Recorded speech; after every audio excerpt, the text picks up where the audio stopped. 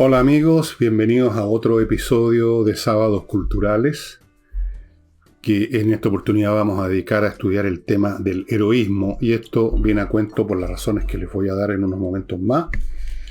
Pero antes de eso les quiero recordar a Ignacio, que está esperando, su familia está esperando la ayuda que usted pueda transferirle con estos datos de la cuenta corriente con la cuenta del papá, para que esta criatura que está en un hospital entubada como resultado de la enfermedad básica que tiene, que es atrofia muscular tipo 1, que ya es una cosa terrible, que cuesta una millonada los remedios, para más remate trae consecuencias que son las que la han llevado por segunda vez al hospital. Entiendo que son 2 veces, si no son más. Bueno, es una cosa tremenda. Entonces, por lo menos ayudemos a la familia, que es una familia modesta, como cualquiera de nosotros, no tiene más recursos en promedio que cualquiera de nosotros, para que salga adelante. Ahí está la cuenta para que transfieran. Segundo, no estoy seguro, pero usted puede averiguar, llamando por teléfono a la Casa del Jamón, si este domingo, mañana domingo, hay o no una función especial que van a hacer. Está eso un poquito pendiente, pero no cuesta nada tomar el teléfono, o si usted no usa teléfono, no sé, averigüe si hay función o no, y si hay, vaya reservando ya, porque el espectáculo es fantástico. Es un tablao a todo cachete, amigos. Y continúo con mis libros, que los están esperando, en elvillegas.cl/tienda, estos 4 más Envejezco o Muérese, que no lo tengo aquí para mostrarlo. Están agrupados en distintos combos de A2, de A3. Usted compre la combinación que quiera o compre el que quiera. No está obligado a comprar ninguna combinación. Puede comprar el libro. Todos a unos precios muy rebajados, los que pusimos en promociones en verano y que los hemos mantenido. El despacho es súper rápido y el pago es seguro. No hay ningún problema de que usted paga y resulta que no pasa nada, que no se sabe para dónde fue. No, eso no ocurre, estimado amigo, no nos ocurrió nunca. Así es que ya saben, ya les he contado más o menos de qué tratan estos libros. Así que vaya ya empezando a apurarse porque día a día se van y se van. A veces de a 200 libros, a veces de 50, se van yendo. Y las ediciones no son muy grandes, por supuesto, ustedes comprenderán. Y bueno, vamos al tema. El tema de hoy me lo inspiró, como quizás ya se habrán dado cuenta, el hecho de que me acordé que mañana el país conmemora las glorias navales del combate en Iquique entre la Esmeralda y el Huáscar, y entre también, a veces se nos olvida, la Covadonga y la Independencia. Como saben, la Esmeralda y la Covadonga eran viejos barcos de madera, y el Huáscar y la Independencia eran barcos más modernos, especialmente el Huáscar era un blindado, era lo que llamaban en esa época un ironclad, o sea, un barco vestido de hierro con cañones en una torreta que disparaban proyectiles de grueso calibre. Y contra eso estaba la Esmeralda con unos cañoncitos que ustedes los pueden ver en el Museo de Historia, en el Museo Histórico Nacional. Ahí están algunos, creo, si no me acuerdo mal, hay uno de estos cañones que son unas porquerías chicas. Los proyectiles de esos cañones rebotaban en el blindaje del Huáscar. Fue una batalla muy desigual. Y de esta batalla, fíjense ustedes, hay información en esto, que es una enciclopedia de la historia naval. Normalmente estos libros hechos en Estados Unidos, en Inglaterra, son bastante centrados en sí mismos, ¿no? En sus países, en Europa, y se olvidan de lo que había pasado en América. Pero aquí está la batalla naval de Iquique, y yo, yendo a la parte central de lo que dice, los barcos chilenos fueron dejados solos, la Covadonga y la Esmeralda, para mantener el bloqueo, pero puesto que consistían solo en barcos antiguos, como la Esmeralda, y una cañonera, como la Covadonga, una respuesta peruana era casi inevitable. El ataque peruano fue montado por 2 ironclads, el Huáscar y la Independencia, en mayo 21 de 1879. En el desigual combate que siguió, los chilenos combatieron con gran coraje y determinación. La Esmeralda fue espoloneada por el Huáscar y se hundió. Su capitán Arturo Prat fue muerto mientras trataba de abordar el Huáscar y llegó a ser el héroe de la batalla. Bueno, esto me ha inspirado a escribir, o no a escribir, bueno, también porque estas cosas las preparo tomando nota en un papelito, ¿no es cierto?, sobre el heroísmo que está encarnado en esta batalla, no solo en Arturo Prat. Pueden haber habido marineros que estaban muertos de susto, pero eso no importa, estar muerto de susto si uno está cumpliendo con su deber. No fue el único héroe, el más destacado, lo que hizo fue increíble, saltar al abordaje, acompañado por el sargento Aldea, nomás que cayó de inmediato, muerto. Todos los marineros de la Esmeralda lucharon con gran coraje, y 2/3, 3/4 de ellos murieron en la refriega. Entonces, quiero hablar del heroísmo, en qué consiste, qué es. Y sobre todo lo digo porque hoy en día hay concepciones a veces bastante extrañas, o se usa la palabra de una manera que no corresponde. Por ejemplo, si ustedes entran a los canales, estas plataformas de seriales o películas como Netflix, como Star, como la de Apple, como la de HBO, cualquiera de ellas, van a ver que hay un montón de series donde los protagonistas son llamados superhéroes. ¿Y quiénes son los superhéroes? Generalmente son unos jovencitos que tienen superpoderes. Uno puede volar, el otro tira unos rayos por los ojos, el de Maya es capaz de detener una bala que viene hacia él, tienen superpoderes. Y llevan a cabo hazañas, por supuesto, por el bien de la humanidad. Pero yo creo que el concepto de superhéroe, y quiero partir por aquí de forma anecdótica, si ustedes quieren, pero igual. El concepto de superhéroe es una contradicción en los términos. Porque si una persona, estos héroes de pacotilla de las películas, por supuesto, no existen en la realidad, tienen superpoderes, ¿en qué consiste su heroísmo? Si usted tiene una serie de medios, fuerzas, capacidades que le permiten asegurar que a usted nunca le va a pasar nada, que usted va a vencer a cualquiera, tipo Superman, otro superhéroe, ¿cuál es el heroísmo? El superhéroe entonces viene siendo simplemente una especie de matón en buena, un tipo que tiene fuerza superior, pero no la usa en el mal, como el matón de colegio que usa su estatura, su porte y todo para mantener dominado, para burlarse, para atacar, para humillar a sus compañeros, sino que estos lo usan en buena, son matones cívicos, llamémoslo así, transversales, para usar la terminología. Un superhéroe es una contradicción en los términos. El héroe, creo yo, es un hombre ordinario encarando una situación extraordinaria y dispuesto a encararla. Eso es el héroe. Y encarar una situación extraordinaria que implica un riesgo letal, el riesgo de perder la vida. Y sin embargo, a sabiendas de eso, sabiendo eso es otra condición básica del héroe. Sabe a lo que se está sometiendo. No es alguien que lleva a cabo una acción por inconsciencia. Tienen plena conciencia de que están poniendo su vida allí, en la primera fila, llamémoslo, y que muy probablemente van a morir, pero vence en ellos el sentimiento del deber o el amor a otros, que hay muchas formas de heroísmo. Eso es heroísmo. Un hombre o mujer ordinario, sin poderes especiales, que está dispuesto a perder la vida por un principio, por los demás, etc.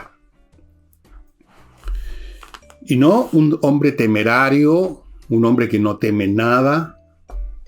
Yo no sé si en ese caso podemos hablar de héroe. Yo no sé cuál era el estado anímico de Arturo Prat cuando pasó por su mente en medio de la batalla, que duró horas, como ustedes saben, no fue cosa de minutos. Pensó, nuestra única chance es abordar el Huáscar, porque si seguimos intentando combatir con nuestros cañones, lo único que va a suceder es que nos van a hundir, van a seguir matando a mi gente, nos van a espolonear, ya nos están espoloneando, qué sé yo, y no pasa nada, no tenemos ni una chance. Abordándolo en una de esas podemos hacernos del control del barco. Y apenas lo pensó, ¿no creen ustedes que debe haber sentido una enorme angustia? Era un hombre normal, Arturo Prat. Era un hombre normal en el sentido de que no tenía superpoderes, no era temerario, era un hombre de familia, estaba casado con una hermosa mujer, la Camila creo que se llamaba, pero esta es Carvajal. Creo que es Camila, pero no estoy seguro. Micaela, algo así. Pero estaba casado, tenía una vida de familia, quería vivir seguro, quería vivir y envejecer con su mujer. Y sabía que iba a morir, que era prácticamente seguro que iba a morir. ¿No crean ustedes que sintió una enorme angustia? ¿No creen ustedes que sintió temor? ¿No creen ustedes que sintió esa cosa inconcebible de saber que se va a morir en unos minutos más? Y lo hizo. En eso consiste el heroísmo. No en la inconsciencia así del que no piensa en lo que le va a ocurrir, como esos jóvenes que hacen cosas arriesgadas porque creen que son inmortales. Esos no son héroes, esos son estúpidos. Son inconscientes, son irresponsables. El héroe sabe perfectamente lo que está encarando, lo que se está jugando la vida. Así que el heroísmo no es lo mismo que ser valiente, ser intrépido. Bueno, se requiere ser valiente, pero el heroísmo supera simplemente el ser valiente. Porque aquí hay una certeza. El valiente está dispuesto a arriesgarse hasta cierto punto y toma riesgos que el cobarde no toma, pero el héroe sabe que va a la muerte, con casi toda seguridad. Y ese es su heroísmo. Puede estar, repito, puede estar incluso con miedo, puede estar con una angustia que le oprime el pecho. Y es eso lo que lo hace héroe, no la inconsciencia. Como digo, yo no sé qué pasaba por la mente de Arturo Prat, pero estoy seguro que no estaba impávido, sino que estaba repleto de angustia por la batalla en que estaba viendo morir a su gente, porque era de las primeras batallas de la guerra contra la Confederación Perú-Boliviana. Era importante lo que pasara. Veía que su barco iba a ser derrotado, no había manera de ganarle barco a barco al Huáscar, que disparaba a voluntad sus tremendos cañones. Le estaban también disparando desde la costa. Lo estaban acribillando por todos lados. No tenía ninguna chance y lo sabía. Era un hombre experimentado. No era un recién llegado a esto de capitanear un barco. Entonces, ¿qué hago? Abordemos con los muchachos, de repente tomamos el control del barco, en fin, o algo pasa, es una posibilidad. Y inmediatamente supo sin duda alguna que iba a morir en eso. Que probablemente no iban a poder saltar todo, o que lo iban a acribillar antes que avanzaran unos pocos metros por el puente del barco, que fue lo que pasó. En el segundo abordaje, cuando ya Prat estaba muerto, y vino el segundo abordaje por una docena o un poco más de marinos chilenos que fueron todos acribillados en el puente, no alcanzaron a avanzar mucho. Los griegos, si me permiten hacer una pequeña digresión histórica, tenían una concepción de los héroes que es la siguiente. El héroe era la criatura que nacía del cruce de la encuentro amoroso, llamémoslo para decirlo fino, entre un dios y una mujer común y corriente, terrestre, un ser humano. Y de ahí nacían los héroes. Pero eso ya es una historia que tiene que ver con la mitología griega.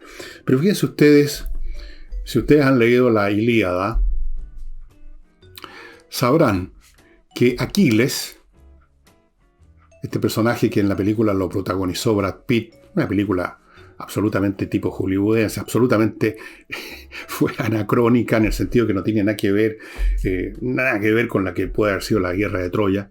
Pero en fin, Aquiles va a la campaña contra Troya,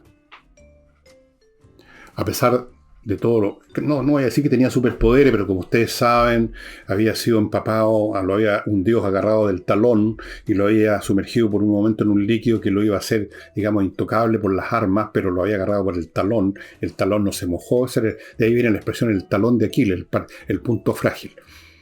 Pero de todas formas él sabía, porque así lo supo, así se lo comunicaron los dioses, su madre, que lo insta a que se quede, sabía que iba a morir.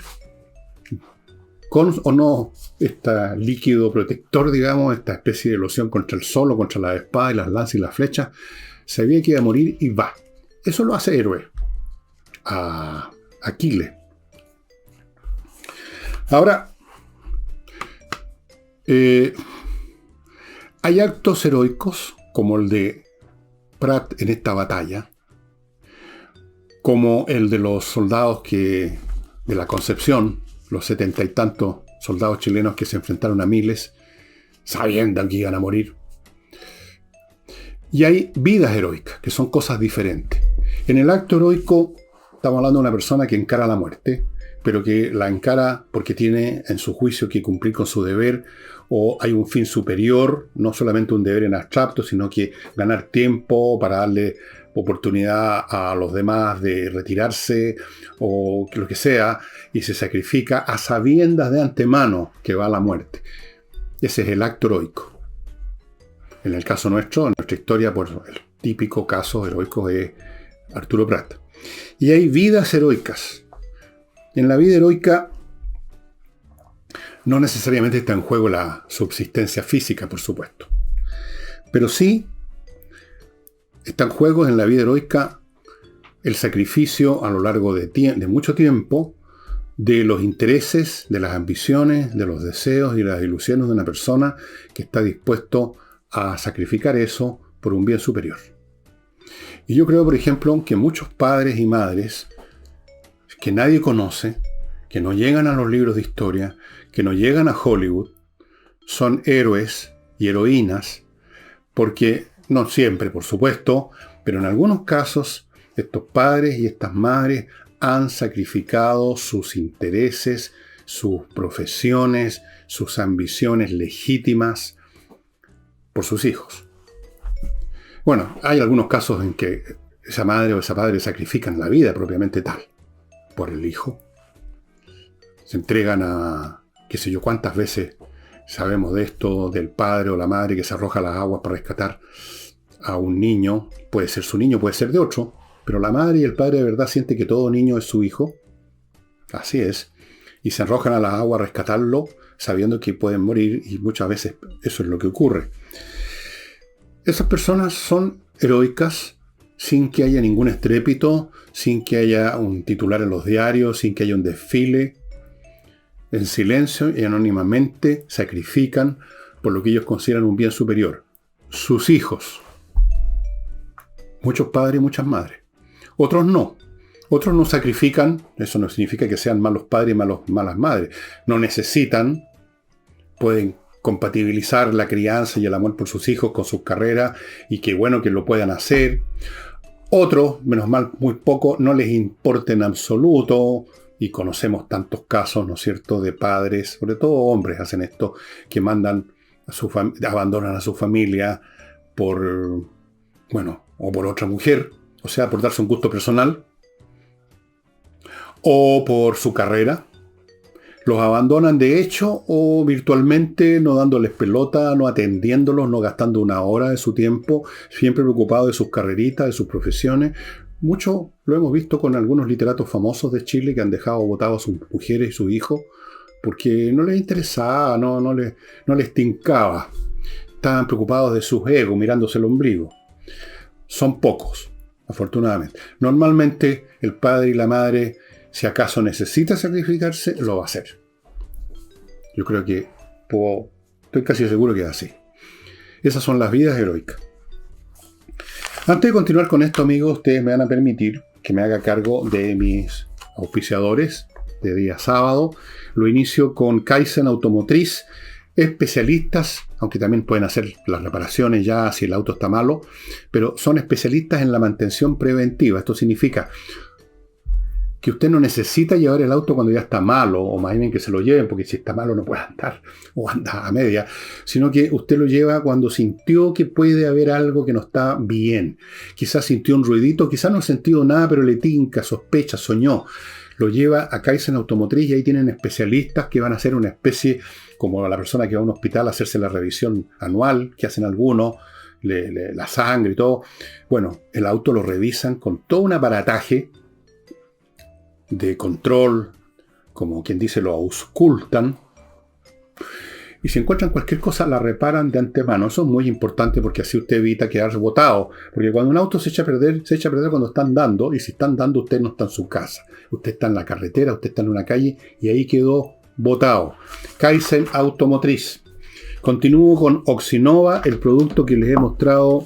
¿Dónde lo dejé? Por acá. Infinidad de veces, y se los muestro de nuevo. Este polvito que mezclado con agua, siguiendo las instrucciones que están acá atrás, se convierte en una colonia de bacterias que son capaces de destruir las bacterias que producen el mal olor. Las bacterias producen el mal olor, amigos, allí donde se concentra material orgánico. No es la materia orgánica en sí, es cuando se descompone. ¿Y cuando se descompone? ¿Qué significa descomponerse? Que unas bacterias entran ahí y empiezan a destruir los enlaces moleculares, se descompone, deja de estar compuesto como lo que es, y suelta gases y sueltan todas las cosas que producen mal olor. Estas bacterias, en este caldo, ahí donde usted las vierte, van y se comen a las bacterias que producen el mal olor, que son las anaeróbicas, y con eso se acaba el mal olor, se acaba la descomposición de estos productos orgánicos que se han acumulado en donde sea. Oxinova. Dicho sea de paso, Oxinova tiene un servicio muy interesante ahora para las personas que están a cargo de la mantención, ya sea porque son del comité de administración, de los vecinos, de los, qué sé yo, los arrendatarios, de los propietarios, son el mayordomo de un edificio donde empiezan a ver malos olores y usted no sabe de dónde, no es mi departamento y está todo bien. Vienen del sistema de cañerías del edificio, porque en muchos edificios hoy en día las aguas servidas no se botan de inmediato en la alcantarilla, sino que se juntan en unas cámaras. No me pregunten por qué, pero es así. Y se echan después a la alcantarilla y es ese momento en que se puede producir este proceso de que los gases empiecen a subir por las cañerías y usted no puede resolver eso en su casa o en su departamento. Póngase en manos de estos expertos de Oxinova, amigos, contáctense con ellos, van a ir a su edificio y lo van a asesorar para resolver el tema.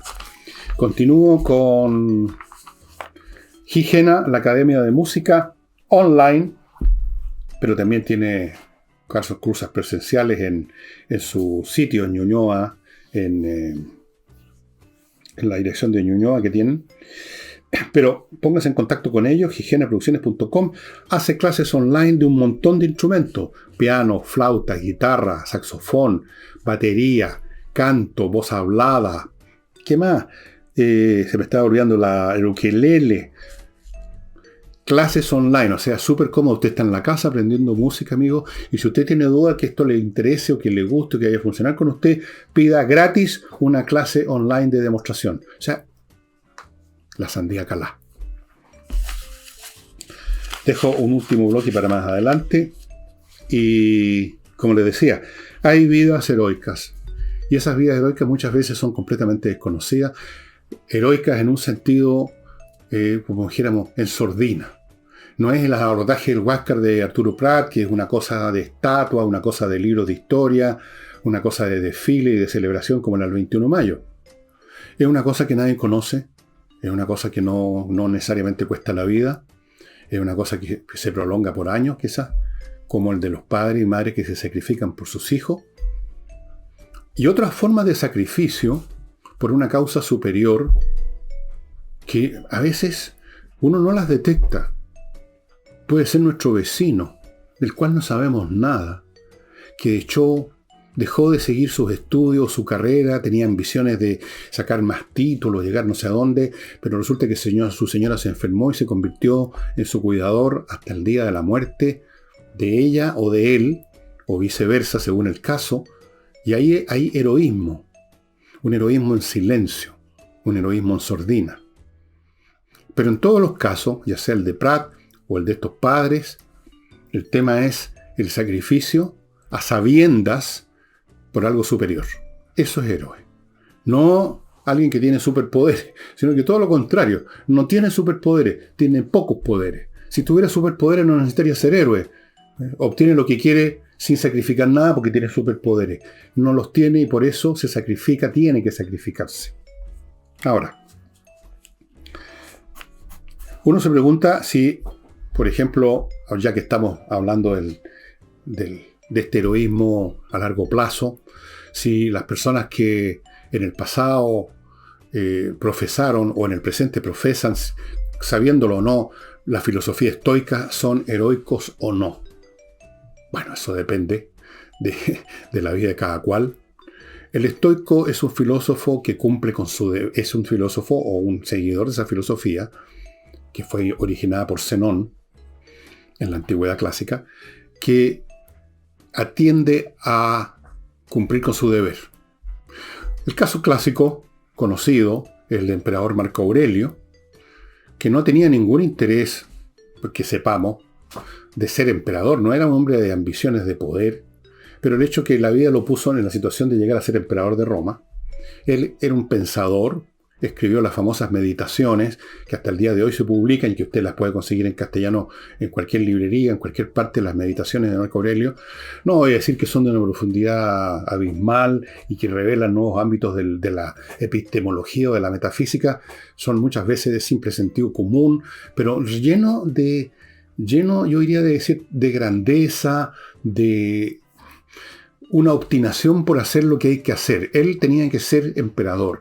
Él tenía que ir a campañas militares contra los bárbaros. Él tenía que, como yo he leído varias veces aquí al principio de sus meditaciones, levantarse toda la mañana sabiendo que se iba a topar con un desagradecido, con un tarao, con un envidioso, con un intrigante, con un etcétera. Y cumplía con su deber. Tenía que tolerar muchas cosas, cuestión que ustedes lean la vida de Marco Aurelio. Era un estoico. Llevó a cabo su vida, como se dice ahora, con estoicismo. Una forma de heroísmo en tono menor, en low key, pero es heroísmo también, diría yo. Ahora, vamos al polo opuesto. ¿Quién es el polo opuesto del héroe? El polo opuesto del héroe es el cobarde absoluto, el egoísta, que hace exactamente lo contrario del héroe. En vez de sacrificar su vida por un principio, sacrifica los principios por mantener su vida. Está privilegiando su vida, sus intereses, pero aquí en este caso su vida, por sobre todo lo demás. Por sobre todo lo demás. El cobarde, que es una persona realmente despreciable, yo lo considero de las personas más despreciables que hay, los cobardes, hace exactamente eso. Fíjense ustedes que en alguna de sus obras, no me acuerdo cuál, Aristóteles analiza el tema de la esclavitud. Y en alguna parte dice que el esclavo es quien privilegia su vida al seguir respirando ante cualquier otra cosa y está dispuesto a convertirse, por lo tanto, en esclavo. Muchos de los esclavos en la antigüedad eran el resultado de estar en una batalla, perderla, y los sobrevivientes eran esclavizados, o eran esclavizados por los propios soldados que los habían vencido, o eran vendidos como esclavos después. Se convertían en esclavos ahí o en otro lado. Dejaban de ser seres humanos, se convertían en esclavos. ¿Pero por qué habían sobrevivido? Porque no siguieron combatiendo, pues. Si hubieran seguido combatiendo, o habrían podido huir con la espada en la mano, o los habrían matado combatiendo. Pero el combatiente que se rinde porque privilegia su vida era el que se convertía en esclavo. Entonces eso es lo que dice Aristóteles: el esclavo es el que privilegia su vida, a su honor, a sus principios, a su dignidad.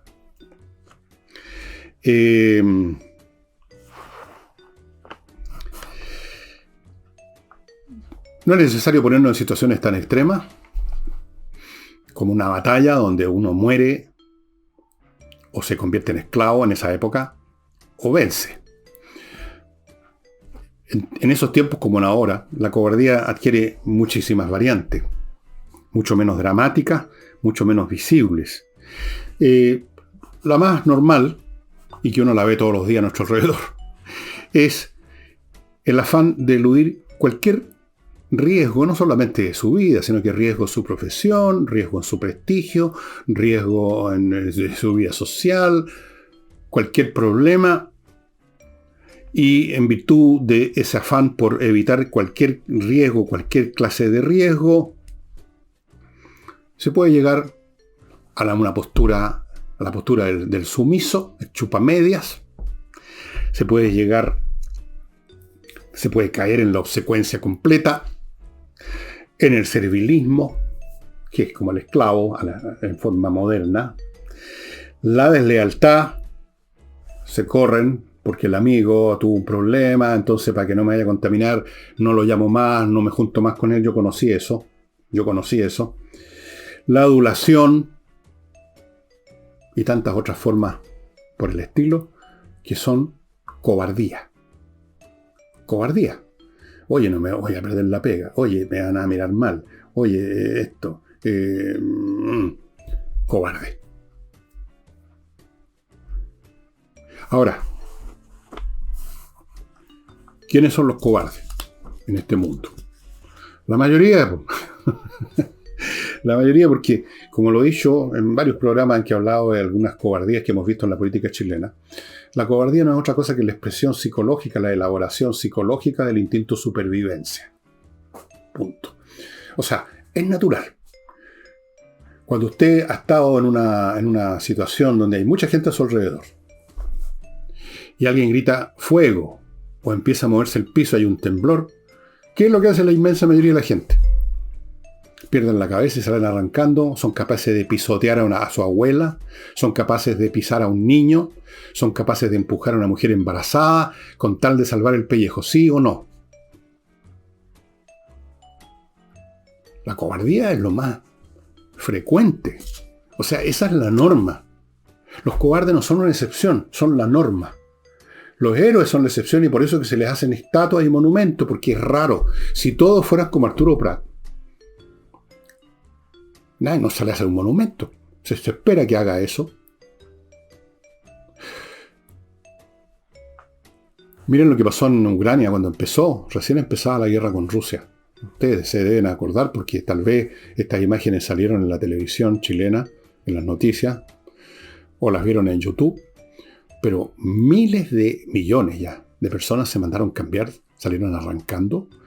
Y yo acepto eso de parte de mujeres, niños, pero a mí me daba un poco de vergüenza ajena cuando veía las imágenes en las estaciones apiladas a la gente en los aeropuertos, miles y miles de hombres jóvenes, que yo pensé, bueno, pero estos debieran estarse poniendo en la fila del cuartel para ponerse un uniforme y ir a pelear por su país. Pero no, ahí estaban arrancando, pero como conejos. Claro. Entonces, con toda razón, en Ucrania, hoy, una frase que se escucha a menudo es gloria a los héroes, a los que se quedaron y a los que mueren. Porque mueren. En la guerra se muere gente, fíjese usted. Dijeron, no voy a dejar quien va a mi país, voy a ir a pelear, a lo mejor me matan, quizás me matan, y no me gustaría que me maten, tengo miedo de la muerte, quisiera seguir viviendo, pero hay algo más importante que eso, que es mi país, mi patria. Gloria a los héroes de Ucrania, digo yo humildemente desde acá. No puedo decir lo mismo de los que se fueron. En fin, pero yo entiendo que es lo normal. El heroísmo es raro, así como la santidad es rara, porque lo que impera es la vulgaridad, el interés propio. Entonces cuando alguien sobrepasa eso y es como San Francisco de Asís, o es como el Padre Hurtado, entonces santo, pues. Es una persona especial, única. Los héroes son especiales porque normalmente la gente se fondea. Ahora, por otro lado, porque esto tiene muchos ángulos, aún la persona que tiene una tendencia a ser cobarde, que normalmente se esconde debajo de la mesa, en ciertas circunstancias, y eso es lo que redime al género humano, le brota este sentimiento de que hay cosas más importantes que el pellejo de uno. Esos marinos, por ejemplo, en la Esmeralda. No voy a creer que eran todos héroes. Desde luego, Prat no era héroe antes de convertirse en uno. Era un marino, un oficial de marina, cumpliendo con su deber. Y los marinos que estaban con él, los marineros y los oficiales, tampoco eran héroes a priori. Y muchos de ellos deben haber tenido ganas de no estar ahí. Pero estaban ahí, e inspirados por su oficial, pelearon. A veces, hasta el más tímido se convierte en un león por la inspiración de otro. Eso sí que es fundamental, que exista la inspiración de otro. De ahí que en las guerras antiguas, antes de que los bandos que se estaban mirando hacia rato, a distancia, antes que se enfrentaran, había ciertos rituales. Uno de los rituales era el de parley, el parlamento, en que los jefes de ambos bandos se reunían en la mitad, en el tierra de nadie, a ver si podían llegar a un arreglo ante la batalla. Y luego de eso, si no iba a haber arreglo, sino que iba a haber batalla, los generales o los que manejaban las tropas los arengaban. La arenga es para eso, para crear, para despertar ese espíritu en gente que de forma natural, porque aquí actúa el instinto de supervivencia, tiene miedo de enfrentar la muerte. Así que de vez en cuando hasta el más cobarde se olvida de su miedo, se entra en una dimensión superior de espiritual, porque eso es lo que es, y está dispuesto por un principio superior a sacrificarse. Rara vez, pero ocurre. Así es que, porque el heroísmo es un rapto. Este heroísmo eventual, no estoy hablando de esta vida heroica que no es la vida misma, no es la existencia física la que está en riesgo, sino que otras cosas. Estos actos en que se encara la muerte son eventos que literalmente nos arrancan de nosotros mismos, nos tiran hacia arriba, nos liberan de la gravitación de los instintos, el instinto de supervivencia. Nos hacen superior al instinto de supervivencia y en ese momento nos convertimos en héroes. En ese solo momento. Pues déjenme contarles ahora de Learning Group, que les tiene quiero darles una información adicional. Ustedes saben que este es un grupo de emprendedores exitosos que está dando clases presenciales o por vía internet a los que quieren ser emprendedores, a los que quieren iniciar una actividad, cómo hacerlo que les vaya bien, porque no es llegar y llevar. Y ahora están ofreciendo un curso de este tipo, que parte el 25 de mayo a las 7 de la tarde, un curso certificado de corredor de propiedades.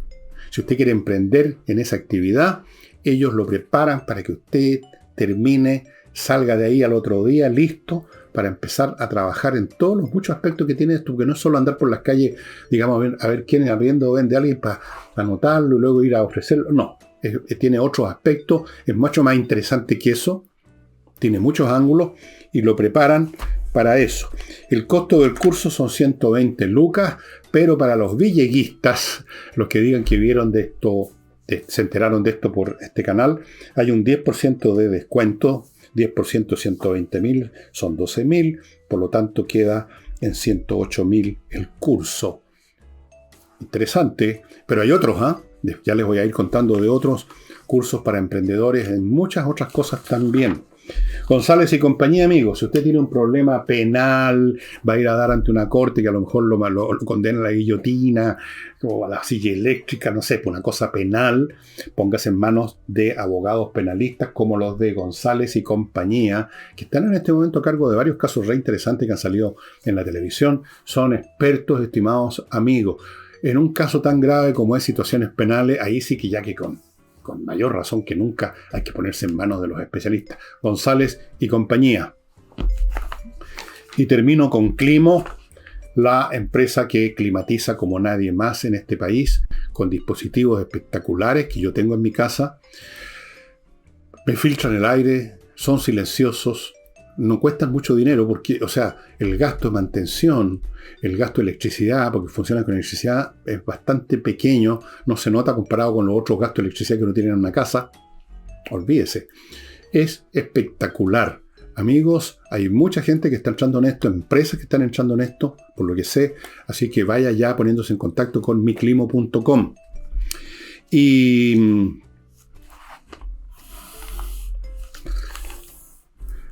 en algún momento, quizás desde siempre, pero en algún momento yo me di cuenta que existía cierta costumbre de algunos tontones, colegiales tontones y otros, que no son ni siquiera colegiales, sino que son mayores, de hacer chistes con Arturo Prat, de mirar a huevo a Arturo Prat, y en general a todos los que son considerados héroes y que tienen monumentos y todo, y en su bajeza espiritual están siempre dispuestos a pintarrajear, a robarle alguna cosa, a echar abajo los monumentos, porque lo único que saben hacer son personas bajas, son personas despreciables, son personas chantas, que no son capaces de apreciar la grandeza de quien se sacrifica por un bien superior, creen que eso es una materia de chiste. Como ellos no son capaces de sacrificar nada, porque serían capaces de degollar a su abuela por la cosa más mínima, como son unos cobardes en todos los sentidos de la palabra, no solo en términos de que no arriesgan la vida, sino que no arriesgan nada, y se corren de todo, y son mentirosos por lo mismo, y son hipócritas, y son despreciables en todos los sentidos. Bueno, yo vi mucho de eso, y sigo viéndolo. Creo que hace unos 2 o 3, 21 de mayo atrás, creo que durante el gobierno de Piñera, hubo algunos pelotudos que, aprovechando el anonimato de la gente que está en las calles, le tiraban cosas a los marinos que desfilaban en Valparaíso. Eso, ahí están los pencas de este mundo. Este mundo sería realmente un infierno mucho peor de lo que ya es si no fuera por los santos, los héroes y los genios creadores que hacen posible que todavía no estemos así apotopelados en la tundra o en la selva o en los bosques o en los desiertos buscando qué cosa comer. Estas personas son únicas, son muy pocas y merecen toda nuestra admiración, y el héroe que además arriesga el pellejo por los demás, más todavía, mucho más todavía. Gloria a los héroes, amigos. Y nos vemos mañana con otro personaje que está relacionado con el 21 de mayo, un escritor chileno que nunca aparece en los rankings de escritores, siendo pues ya murió, un gran escritor, y que tiene mucho que ver con la batalla naval de Iquique, porque me refiero a Jorge Nostroza, el autor de ese tremendo libro, pero tiene otros más también, Adiós al séptimo de línea. De Jorge Nostroza voy a hablar mañana. Hasta entonces, los espero.